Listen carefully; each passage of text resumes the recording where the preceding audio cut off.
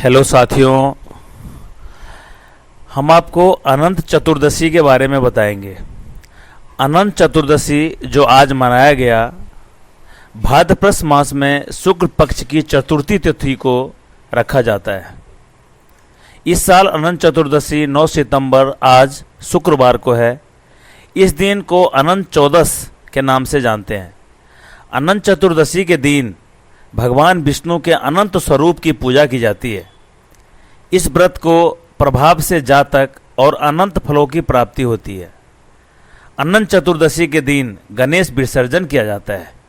यह दिन 10 दिनों तक चलने वाले गणोत्सव का आखिरी दिन होता है। धार्मिक मान्यताओं के अनुसार 14 साल तक लगातार अनंत चतुर्दशी का व्रत रखने से विष्णु लोक की प्राप्ति होती है।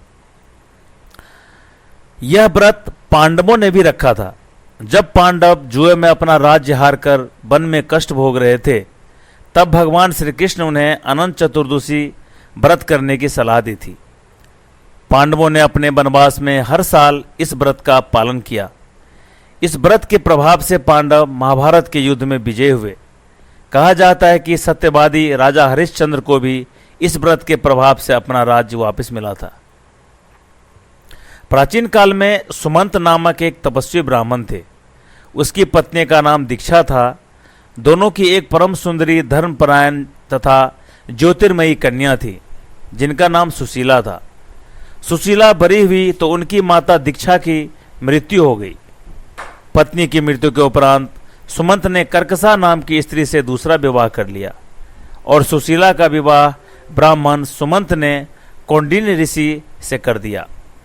विदाई के समय कर्कसा ने दामाद को कुछ ईंट और पत्थरों के टुकड़े बांध कर दिए। कौंडिन्य ऋषि अपनी पत्नी को लेकर अपने आश्रम की ओर निकल पड़े।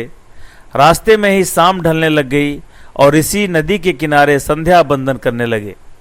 इसी दौरान सुशीला ने देखा कि बहुत सारी महिलाएं किसी देवता की पूजा कर रही है।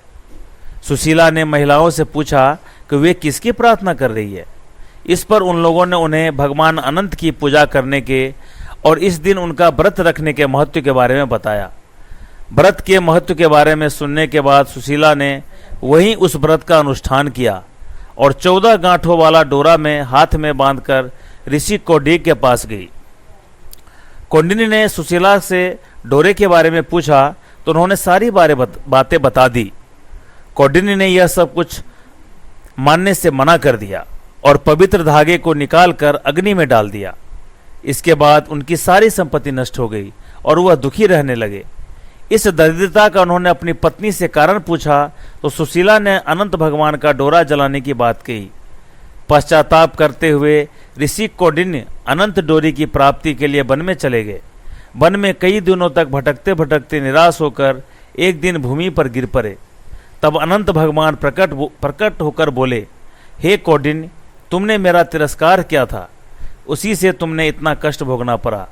तुम दुखी हुए, अब तुमने पश्चाताप किया है, मैं तुमसे प्रसन्न हूँ। अब तुम घर जाकर विधि पूर्वक अनंत व्रत करो। 14 वर्षों तक व्रत करने से तुम्हारा दुख दूर हो जाएगा। तुम धन्य धान्य से संपन्न हो जाओगे। कौंडिन्य ने वैसा ही किया और उन्हें सारे कलेशों से मुक्ति मिल गई। श्री कृष्ण की आज्ञा से युधिष्ठिर ने भी अनंत भगवान का 14 वर्षों तक विधि पूर्वक व्रत किया और इसके प्रभाव से पांडव महाभारत के युद्ध में विजय हुए।